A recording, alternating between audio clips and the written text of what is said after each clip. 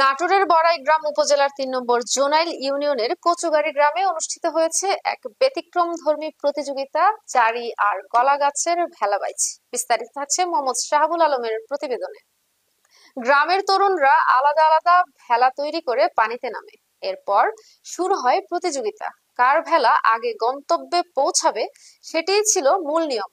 ভেলা চালাতে চালাতে প্রতিযোগীদের কৌশল, ভঙ্গি আর পানির সঙ্গে লড়াই দেখতে গ্রামের চারপাশে ভিড় করেন শত শত মানুষ।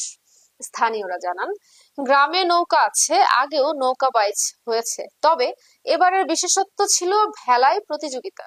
তরুণরা নতুন ধরনের বিনোদনের জন্য নৌকার বদলে ভেলাকে বেছে নিয়েছে। এই অভিনব আয়োজন দেখে দর্শকরা যেমন আনন্দ পেয়েছেন, তেমনি তরুণদের সৃজনশীলতাকেও প্রশংসা করেছেন। শিশু থেকে প্রবীণ সবার অংশগ্রহণ ও উপস্থিতিতে আয়োজনটি পরিণত হয় এক উৎসব মুখর পরিবেশে। প্রতিযোগিতার মাঝে সতীনের ছেলের কৌশল ছিল আলোচনার কেন্দ্রবিন্দু। গ্রামের মানুষ হাসি খুশিতে মেতে ওঠেন এই অদ্ভুত মজার খেলাকে ঘিরে। গ্রামীণ জীবনে যেমন আয়োজন শুধু বিনোদনই দেয়নি, বরং ঐক্য, আনন্দের নতুন মাত্রা যোগ করেছে এই প্রতিযোগিতা।